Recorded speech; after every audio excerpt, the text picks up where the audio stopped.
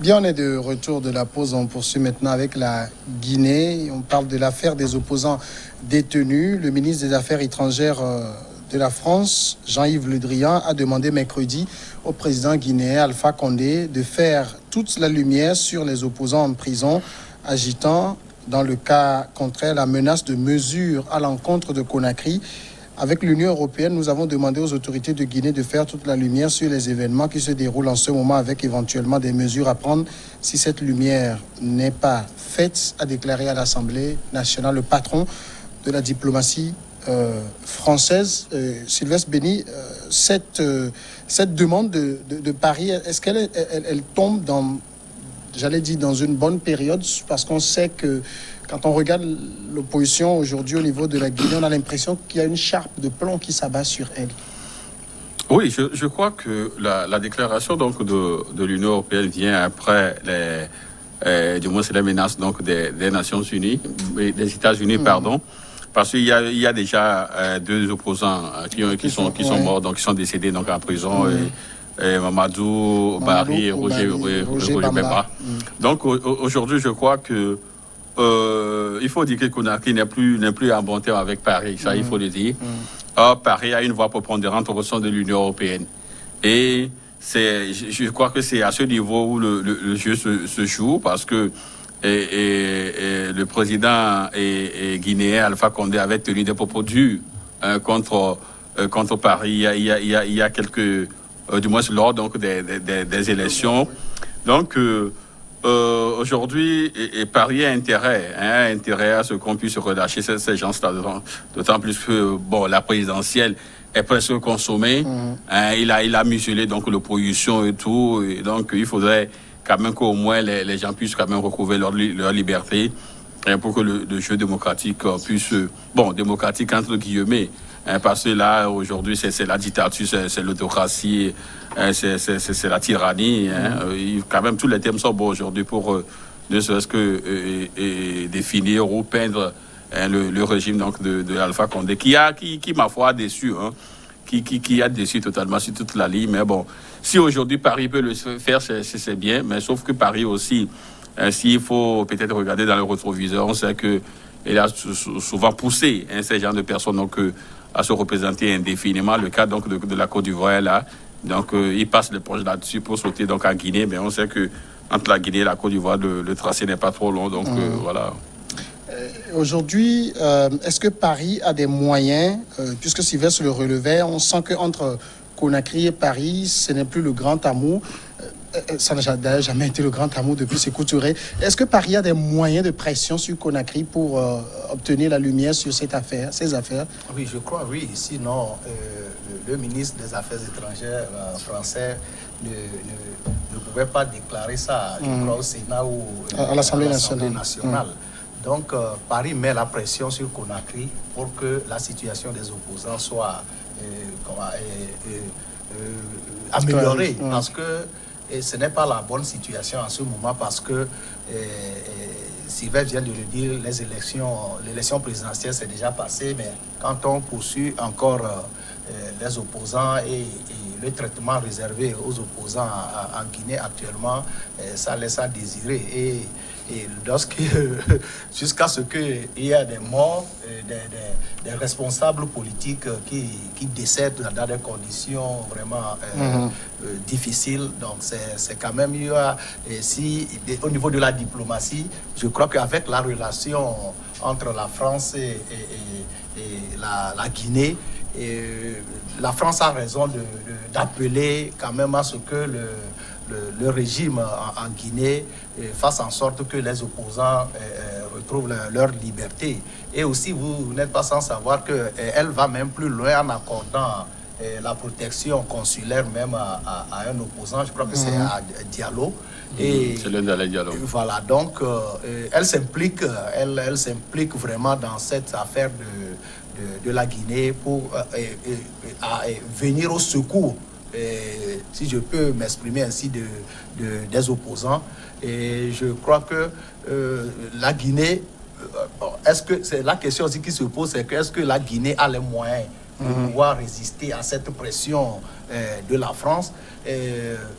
pour le moment, ce qui se passe, c'est que la France a raison de demander la libération ou un bon traitement à ses opposants. Et toute la communauté internationale, lorsque toute l'Union européenne et les États-Unis s'impliquent dans cette affaire, il sera très difficile pour la Guinée de pouvoir s'opposer à cette pression. Et le bon sens doit être que le président guinéen entende raison, parce que quelque part aussi c'est le droit de l'homme qui est en jeu, et les opposants en Guinée ont leur droit de faire leurs activités, de manifester surtout, en fait, de faire les activités, surtout lorsqu'ils sont et ça c'est clair maintenant, lorsqu'ils sont emprisonnés et pour ces faits-là qu'on leur reproche. Et la France... pour des opinions politiques, en fait. Je ne dis pas, ils ne sont pas emprisonnés pour les opinions politiques, parce que je ne peux pas le dire maintenant, et on ne peut pas le dire, parce que la France même a été prudente en disant que la situation soit clarifiée.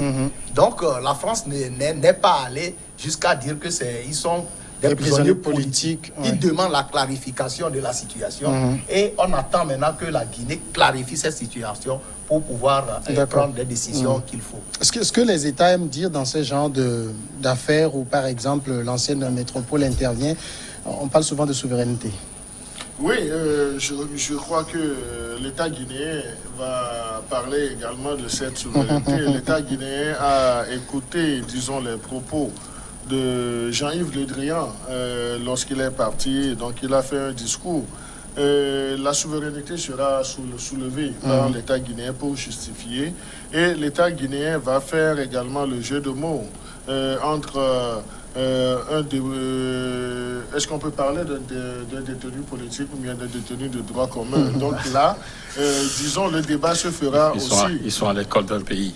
Là, je ne saurais le dire, donc vous aurez l'occasion d'éviter ce que vous avez à dire. Mais moi, je crois que la France, prise comme entité, donc je crois que la France est aujourd'hui en train de vouloir faire un soin d'image. Donc je suis tenté de dire que la France veut faire sa pédicure et sa manucure politique vis-à-vis des Guinéens. Parce que la France pouvait faire monter la pression avant même la présidentielle, qu'on aurait vu la bonne volonté de la France. Donc là, la France a été, disons, vraiment amorphe, a laissé le jeu se jouer dans des conditions que nous connaissons tous. Donc aujourd'hui, le gars, il a prêté serment. Un président demeure un président. Donc si Sylvestre l'a rappelé sur ce plateau, M. Alpha Condé ne va pas vouloir se laisser faire. Donc il ne va pas vouloir se faire dicter, disons, des moyens ou bien des manières de conduite politique à partir de la France. Et vous aurez remarqué qu'il y a, disons, je ne parlerai pas, je suis tenté de parler d'animosité politique entre la France et la Guinée et avec ses dirigeants aujourd'hui, parce que ça s'est matérialisé lorsque des journalistes français avaient voulu même faire une interview à M. Condé. Donc on a vu comment M. Condé est sorti du cadre, et également il est parti sur d'autres chantiers où en répondant à ces journalistes, en fait, il répondait à la France qui l'emmerdait, qui avait voulu l'emmerder en ce moment. Donc, la France, c'est vrai, les propos, ce sont des propos, ce sont des phrases françaises qui ont été construites, sujet, verbe, complément. Mais est-ce qu'au-delà de ça, est-ce que la France peut aller loin? Donc, essayons de voir. Mais on ne peut pas dédouaner aussi M. Alpha Condé, parce qu'il doit et également laisser le jeu se jouer, le jeu politique, lorsqu'on n'a pas une opposition qui s'exprime comme dans un autre pays, mais qui cafouille malheureusement. Donc on ne peut pas dire que le jeu politique est bien animé. Donc il faut que le jeu politique soit bien animé. Ce qui fragilise aussi le pouvoir de Alpha Condé, c'est le décès de ces deux opposants en prison, parce qu'on ne trouvera jamais de circonstances atténuantes au pouvoir en place. Parce que les opposants, on aurait voulu que les opposants soient libres de leur mouvement, et que si décès il doit y avoir, qu'on dise qu'ils la formule magique aujourd'hui pour tous les décès, c'est la Covid-19. Donc là, dans le cas de la Guinée, les autorités ont parlé de morts dues à des causes naturelles.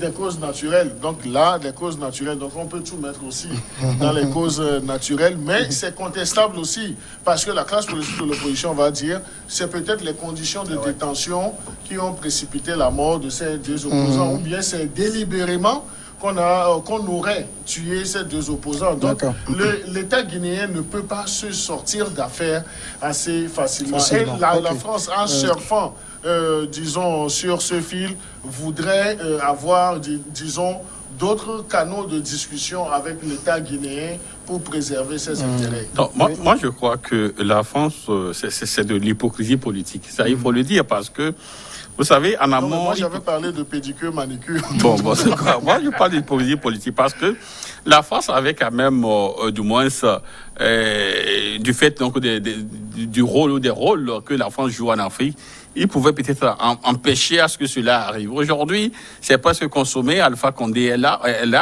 Et au cours donc du moins de la période électorale, il y a plusieurs personnes qui sont décédées. Mais jamais on a entendu la France dire que voilà, il faut préserver la vie des citoyens, il faut faire ci, il faut faire ça.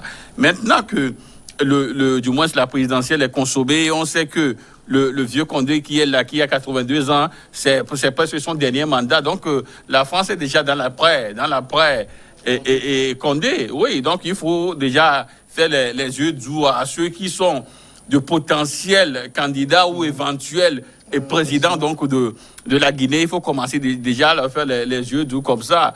Elle va donc préserver ses intérêts donc en Guinée. C'est de cela qu'il s'agit, parce que ce qui se fait aujourd'hui et en Côte d'Ivoire, c'est pratiquement le même schéma qu'on voit en Guinée. Mais au niveau donc de la Guinée, la France ne tient pas quand même et du moins sur ses propos. Or, au cours de la période, on a enregistré en Côte d'Ivoire plus de 100 morts selon l'opposition.